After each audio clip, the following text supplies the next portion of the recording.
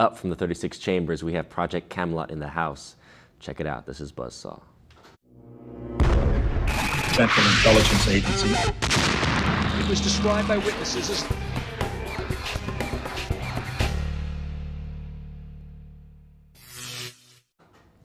Kerry Cassidy made a name for herself starting the Project Camelot forum for interviews with whistleblowers, oddballs, and alike. I mean, it's an amazing library that they've developed over the last 8 years with over 400 hours of interviews. And you name it, any major whistleblower or alien conspiracy theorist, abductee has been interviewed on their show, and she's here today to talk about her own personal experiences with the extraterrestrial, the paranormal, what she thinks is coming. So, Kerry, thanks for joining us. Project Camelot is a household name for conspiracy theorists, I think, and you've done a tremendous job in 8 years of interviews, and you name it. You've brought people out of the woodwork that many people, for the first time stepping forth, has always been through Project Camelot. So, you've done a great job, and I wanted to, really begin by asking, what does it come from? What was your inspiration to do this show, to just take a camera and start interviewing your contacts and people on these very bizarre X-File subjects? Well, first of all, I consider it conspiracy fact, not theory. Conspiracy fact, or just people, you could say anecdotal. It's more anecdotes because a lot of Well, times, actually, it's witness testimony. Testimony, exactly. Yeah. And yes, it's all based on human testimony. In other words, live human testimony. I'm a guerrilla filmmaker, so I just basically put a camera in front of somebody's face and get their honest story as they see it, and I ask them the hard questions. I'm known as a somewhat relentless interviewer, and right now I'm in the other seat. Absolutely. But I got into this because, well, that's a long story. But basically, I had my own sort of ET, otherworldly experiences as a child. And then what happened was that I studied Eastern philosophy. I decided I wanted to reach enlightenment, and I connected all my chakras through multiple, samadhi experiences and Kundalini, activating Kundalini, and so on. And then I kind of continued on that path. Then I went to work in Hollywood for 20 years, and I got frustrated with the glass ceiling and decided to pick up a consumer-grade camcorder and go out and start interviewing the authors and the people that were on the circuit talking about UFOs and so on. I thought it would be a lark, and what happened was that as I started to do it, I found that I was good at it. And I would get a testimony, and I would get people to talk about themselves, and they would reveal things to me. So I then partnered with Bill Ryan.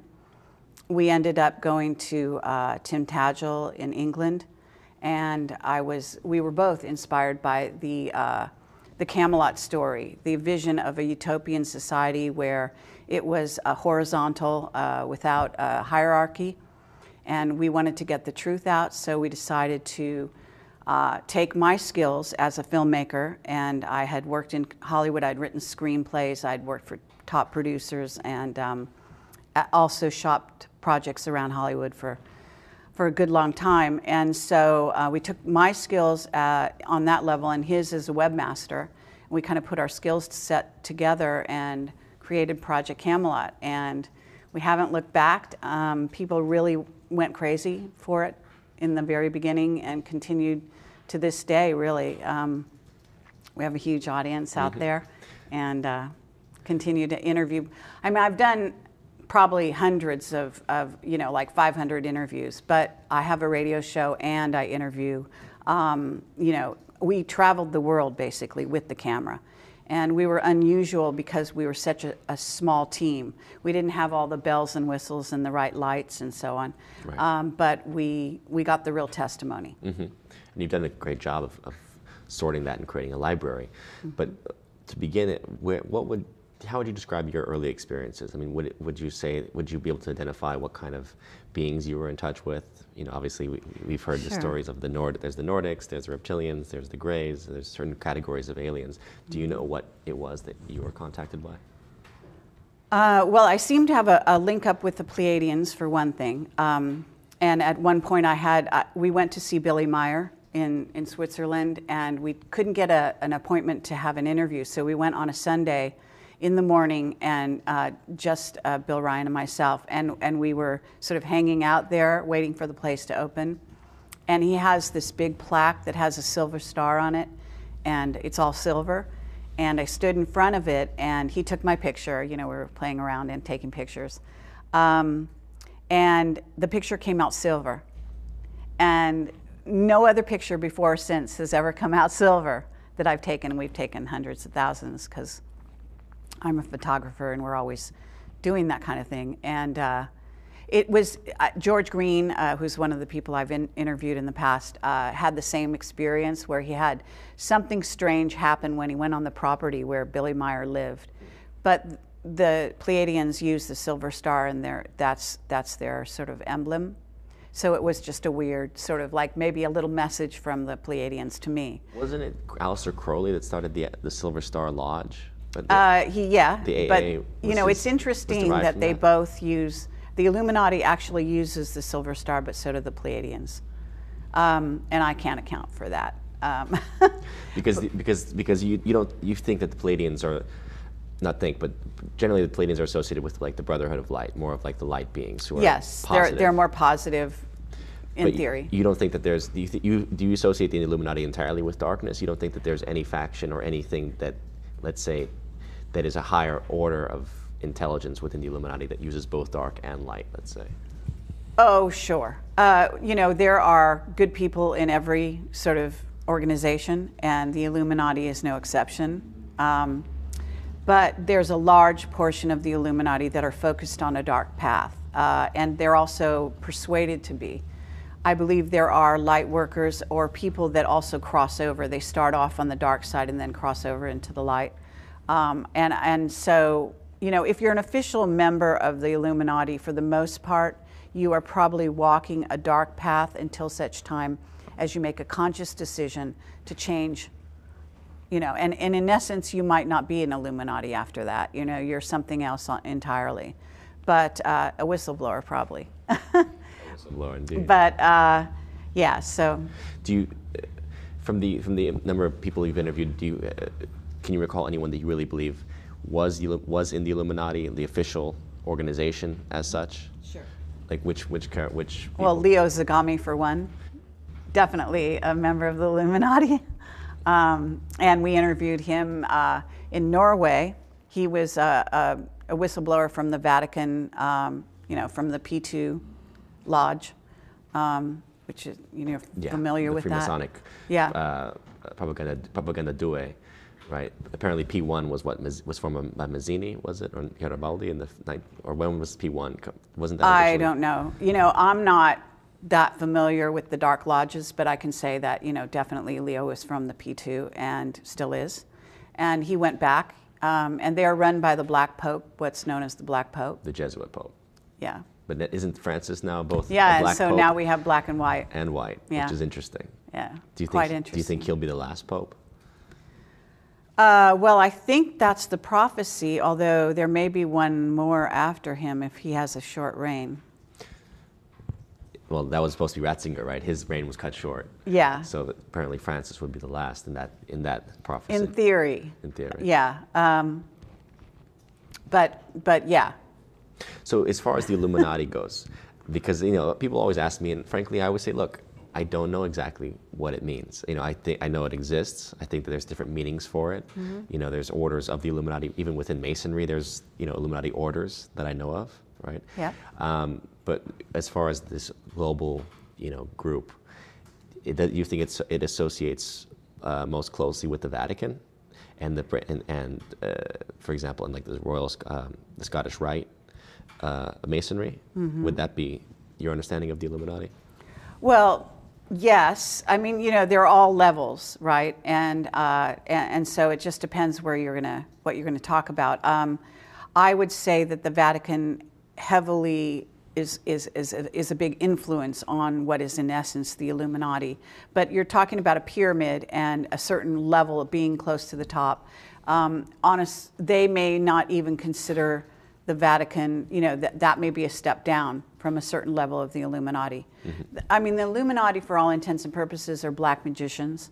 And they are also individuals with an agenda mm-hmm. for planet Earth. And most of if you've ever studied Aleister Crowley, then you know the philosophy, the occult philosophy that they follow. Mm-hmm.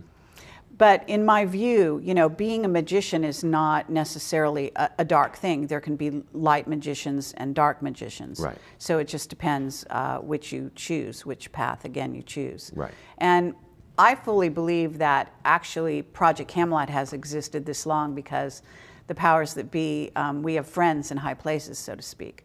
And so there will be members that are, in essence, Illuminati, hidden members of the Illuminati, ones that are keeping a low profile even among their membership, that will be supporting us. And I've gotten letters from various people who've contacted me that are, I would say, they're Masons, they're Freemasons, they're mm-hmm. Templars, and the Templars are not all negative either. Right. Exactly. I mean, I think that's a big misconception that, we try on shows like this, we try to have conversation because the point is, it's not that all Freemasons are bad. It's not like an evil boogeyman group. Mm. Because yes, I think that they associate with what people would call jinns, spirits, entities, alien, right? Yeah. But again, they're not all bad entities, right? We, just from a Christian, maybe from a hardcore Christian point of view, anything that's not an angel is a demon, right? And yet, as we know historically speaking, daemons are what inspired Socrates. I mean, it's like part of the personal genie or genius. So there are these spirits or entities that are neither angelic nor evil, demonic, that people interact with and associate with. Right. Well, I would consider, I don't look at the world as just angels and demons. I believe that there are lots of different kinds of beings. Some incarnate into bodies, and some of the bodies are all different levels of light or dark.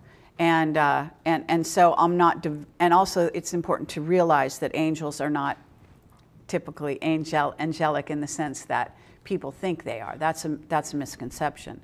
As far as I'm concerned, the so-called halo that you see around beings of light is really more about activated Kundalini energy, and it's a misunderstanding to think of that person as being therefore angelic. Mm-hmm. But that's more positive, right? If you have a halo, that means you're ascended to not a higher necessarily level. Because you can the dark side knows that they can activate the Kundalini and have a dark agenda, so that's where you get a dark magician. Interesting. So they still have they still have activated the Kundalini, oh, absolutely. but they would have a darker halo. Yes. Now they will have trouble with some of their chakras.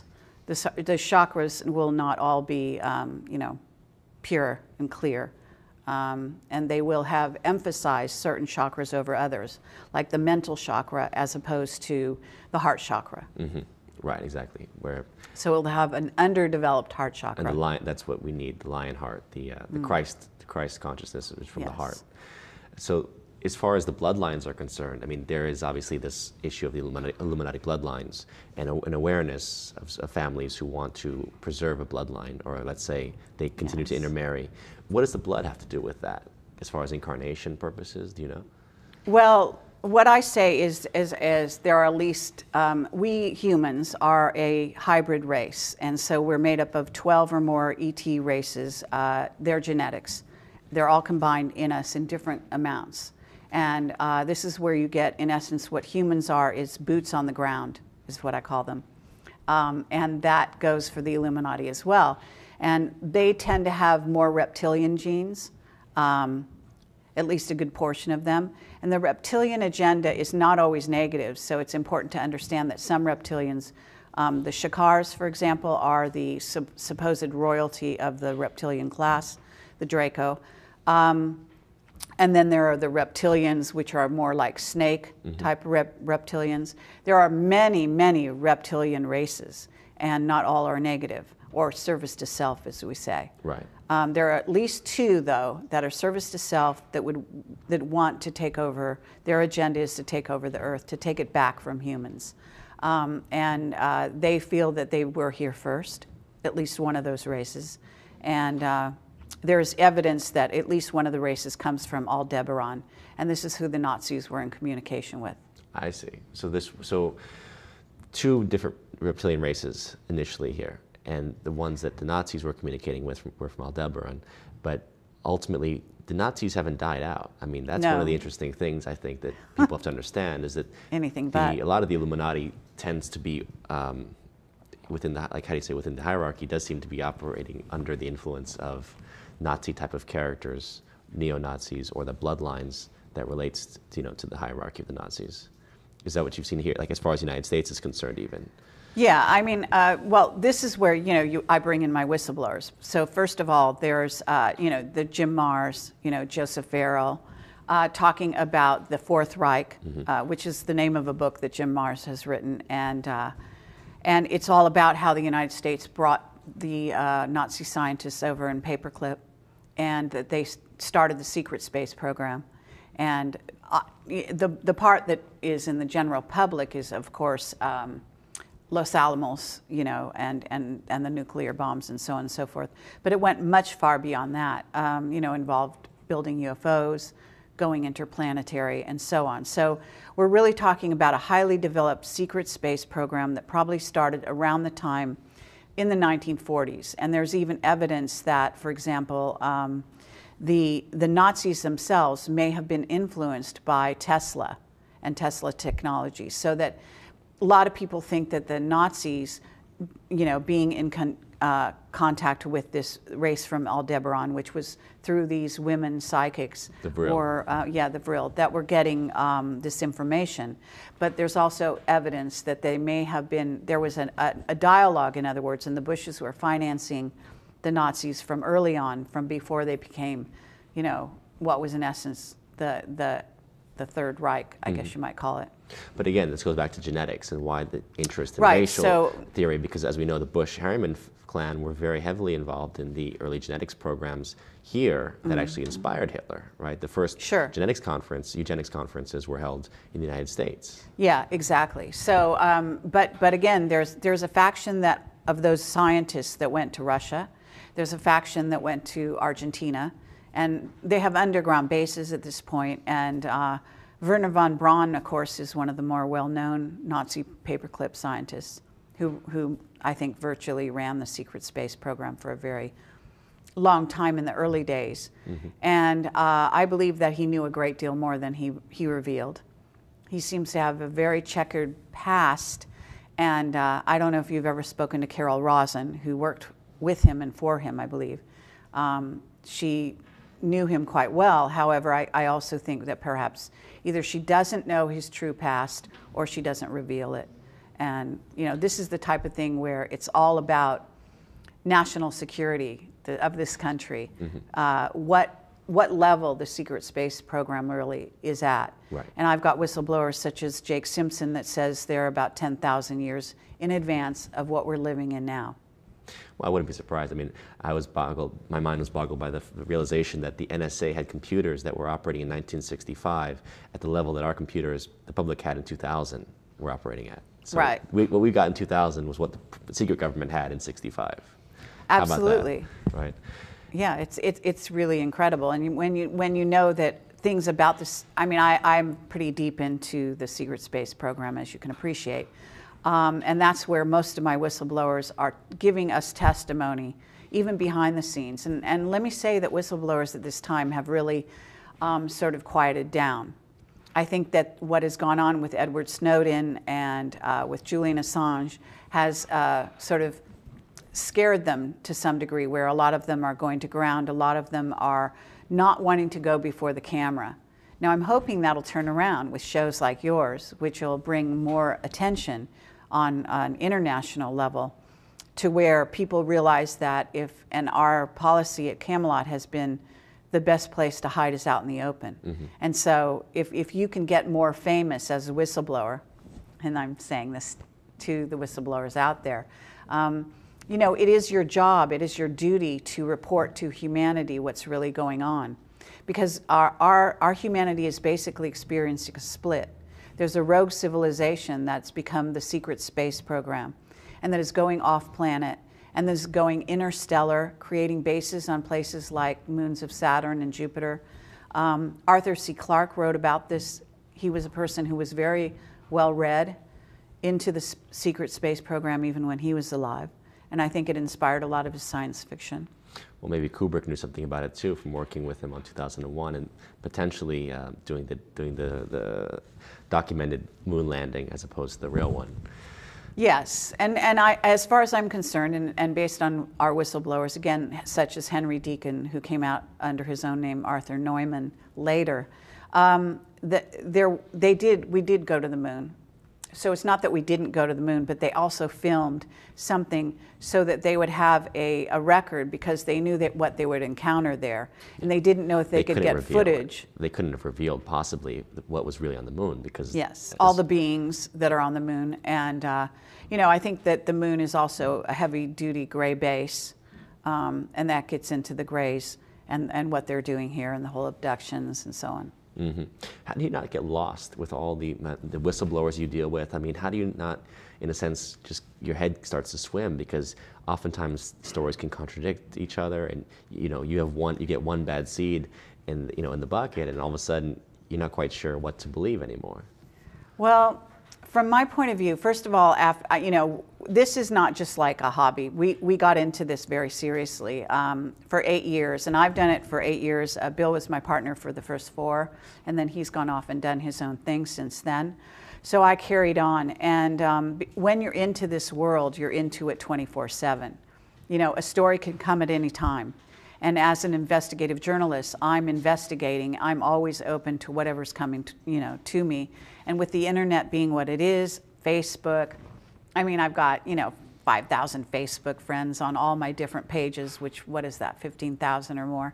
And then on top of it, I've got 100,000, close to 100,000 YouTube, people and subscribers, and we've got, millions of people that have seen our videos around the world and all of this. So I have people contacting me constantly.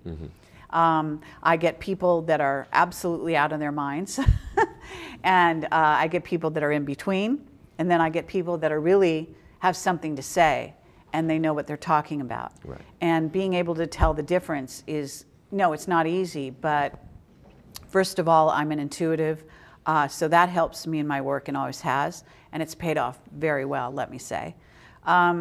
The other thing is that, I studied this sector before I got into it, so I really went in all directions. I studied Eastern philosophy, I studied the occult, right. So I had a really good foundation. In knowledge, I mean, yeah, exactly. And so you can't really pull the wool over my eyes so easily.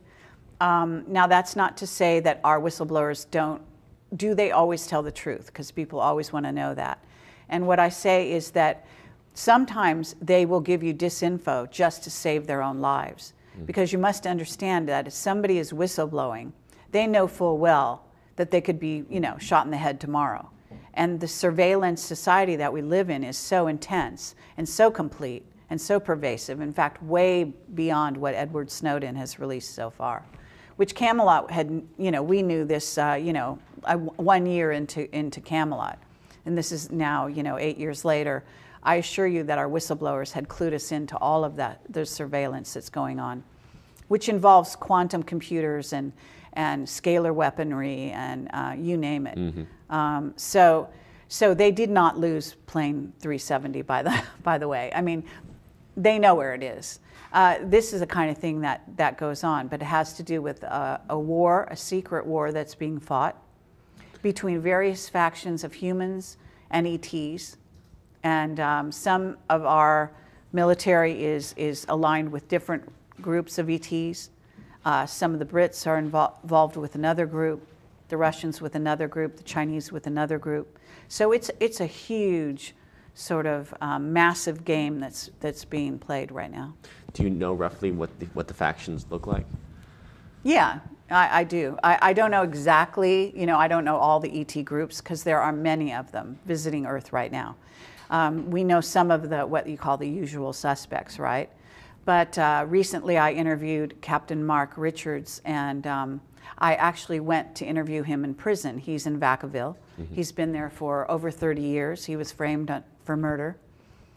He was a captain in the Navy, and his father was also, a military man. I think his father was, I can't remember whether it was the Air Force, the Army, but they invaded Dulce, the underground base Dulce, and rescued some humans that were being experimented on there. They were part of a raid. What I'm saying about Mark Richards is that he's a person who said that there are at least 2 races of reptilian species that are here that are hostile, that do want to take over the Earth. And the Greys, several of the races, I would say, a few of the races of Greys are fully reptilian, and they report to this group of reptilians. But that there is a group called the Raptors, which Mark Richards talks lots about and has had constant interaction with when he was in the secret space program. And it's really interesting because that group never hits the news. Nobody ever talks about raptors. Right. You know what I mean? Are we talking like dinosaurs? I mean, do they have any resemblance to the dinosaur raptors, or just more aggressive? I think they do, actually. Yeah. Velociraptors or something like that. I'm not sure exactly how they look. I mean, he was describing, I went to this prison and I interviewed him for 2 hours straight, and I sat closer than I'm sitting to you right now and just peppered him with questions nonstop, as you can appreciate. Because a guy with this kind of knowledge, you just don't want to let him go, and I only had limited time. I couldn't take notes. I couldn't have a tape recorder, nothing. They wouldn't allow anything in the prison. But I just remembered all of it, and then I have this video I called Total Recall, because I walked out of the prison and we turned on the tape recorder and we just went, and I just, regurgitated basically everything I heard.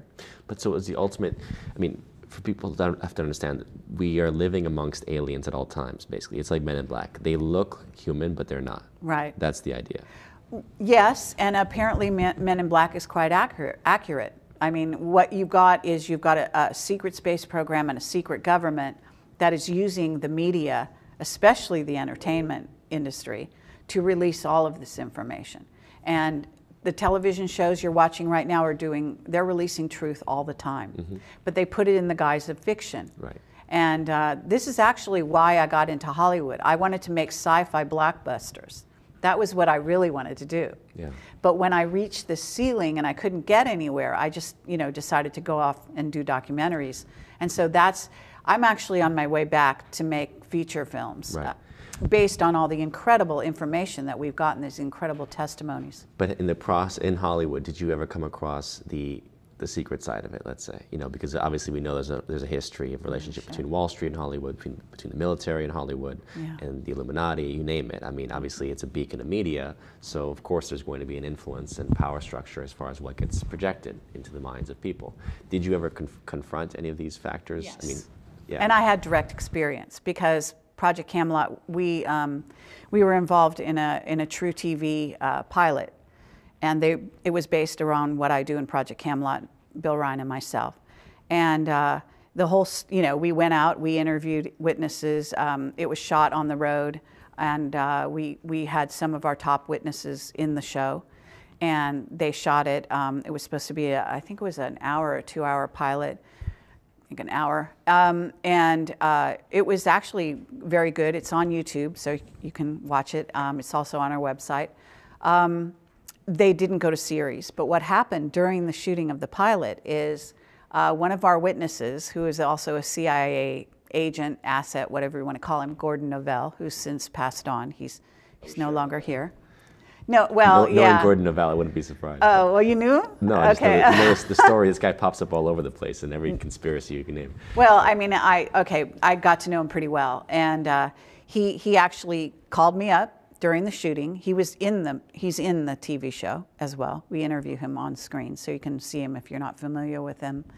But he's like he kind of had this persona that was a little like a 1940s gangster in the way he acts.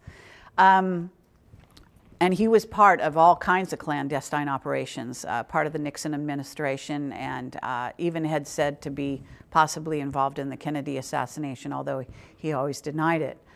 But he called me up and he said, I'm going to admit to you that I am a CIA agent, and they want to make an offer to your producer, that if the producer will make a deal with them, that your show will go to series and we will be on board with it.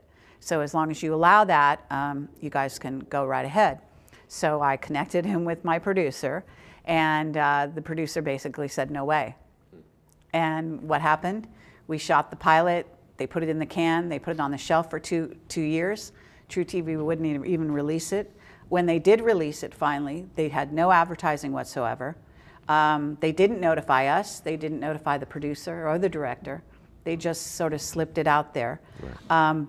But someone had seen their schedule, you know, because they put it out there a week ahead of time that week, and they notified us. So we did this like media blitz, letting people know that it was going to be screened, and you know, it did all right in the ratings as a result. But yeah, it was killed. Right. Well, it reminds me of last season of Conspiracy Theory on True TV. There you go, and actually, wasn't it Fred Bell that died right after a series? He died about a day after meeting with Jesse and telling Jesse personally that he had encountered gray aliens at underground bases, off camera.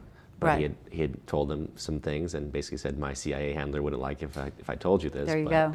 You know, yes, I've definitely seen the grays. Not sure about the reptilians. He hadn't experienced any reptilians, but confirmed at least a couple of gray encounters. And again, you hear this from people who are inside, and there's no benefit to them to be admitting these things unless that's their real experience. Yeah. Right. But anything else as far as Hollywood was concerned that really struck you, or you want to reveal? Let's see. There was another encounter that I had, which was basically I was contacted by some very high level. I'm not going to use any names here because, you know, my sympathies are with these particular producers. They meant well, and they're very high level, and very well known. If I said one of their names, you know, everyone would know the name. And they were very interested in Camelot and what we did, and they came across one of our interviews with Dan Burish, and they wanted to make a movie of it. And we went down the road a certain distance, and then they got a phone call, and they were basically told to drop it. And you know, so one of the producers came and told me. But I also was told that there was a very okay, I have to be careful here because I don't want to. I want to reveal a certain amount.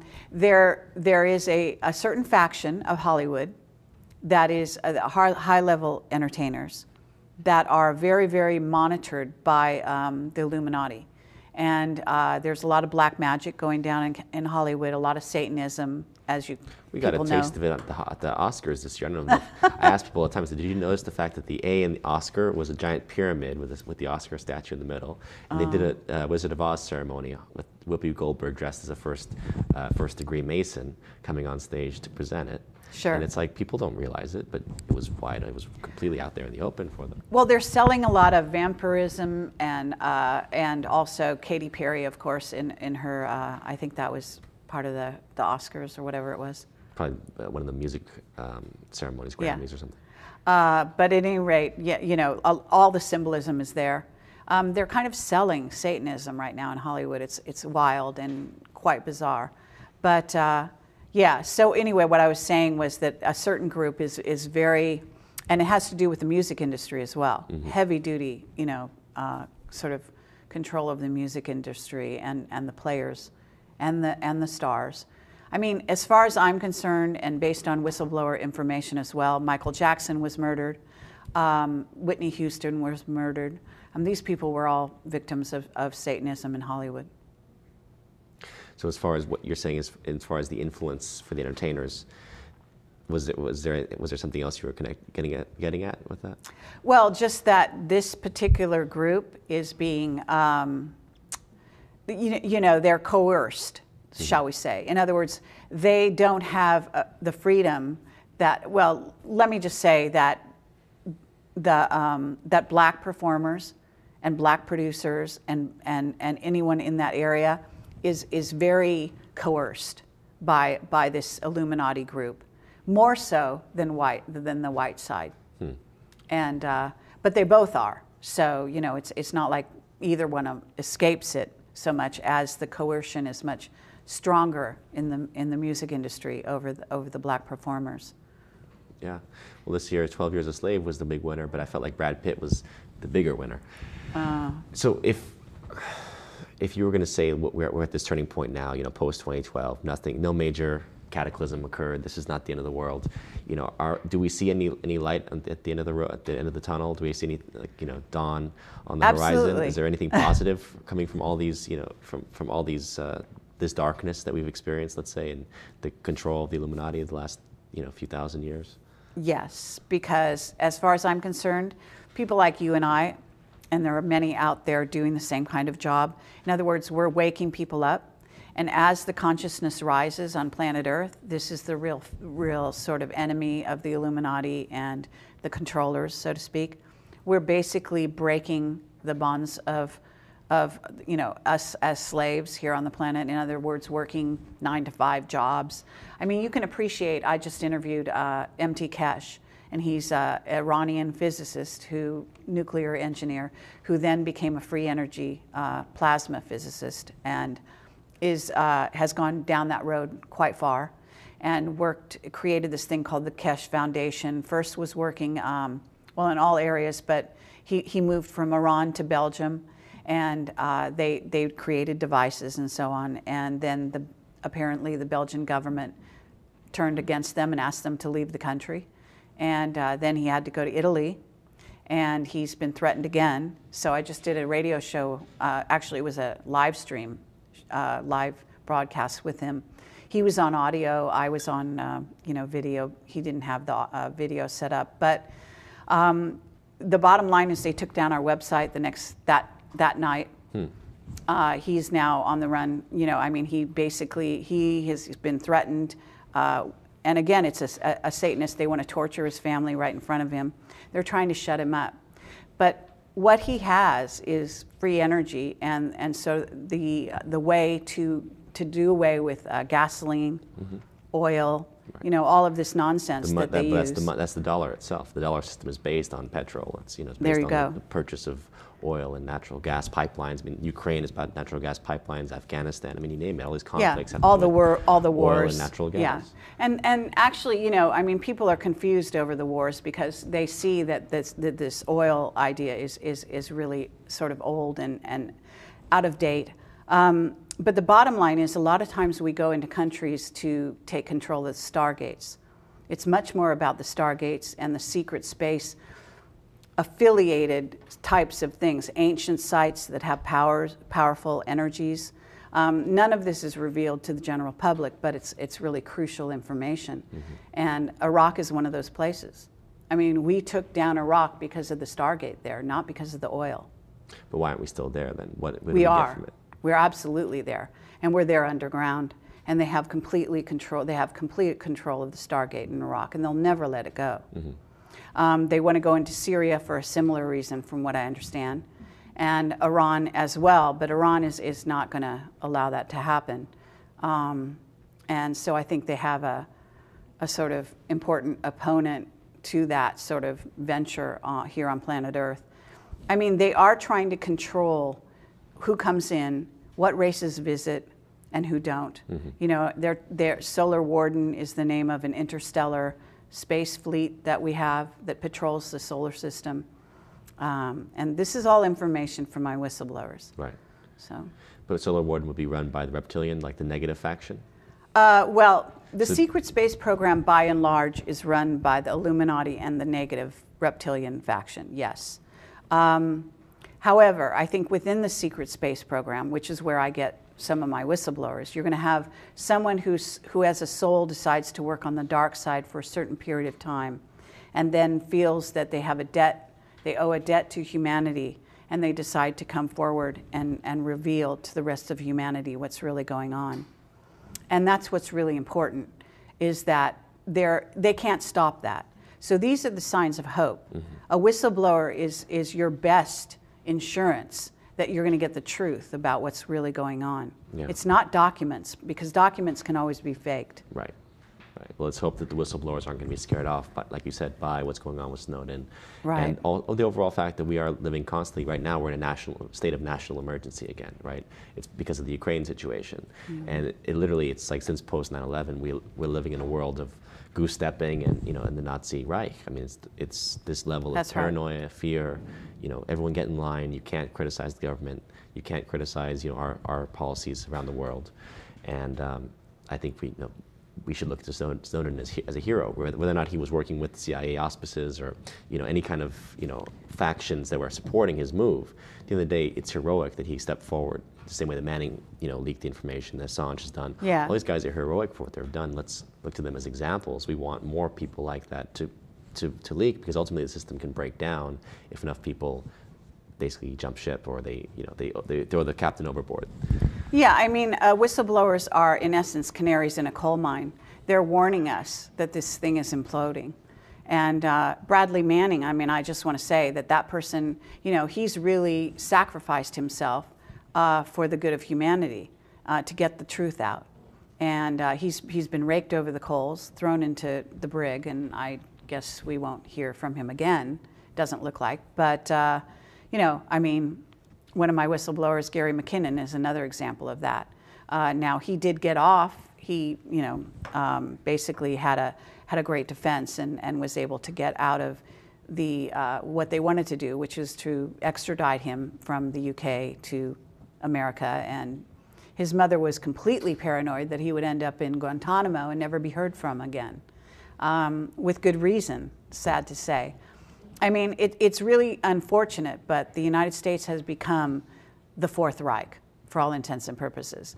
And a lot of people, I want to say, if anyone watches this internationally and what I'm saying actually gets out there, I want to say that, Americans are not as dumb as people think they are. And, you're a perfect example. Unfortunately, the mainstream media is as dumb as they think they are. That's another thing, or willing dupes, let's say. Yeah, but absolutely. So people can check out Project Camelot on YouTube, obviously. Yeah, and projectcamelot.org is our URL. And then your radio and on program. Facebook. And your radio program is Friday nights, 7 to 9 p.m. Revolution Pacific Radio. time. Revolution Radio. Yeah. Right. Very cool. Well, thanks for coming on. Obviously we could talk for hours, but I think we can let it to the audience to go and check out the archive and the library that you have available. Thank because, it's a tremendous resource.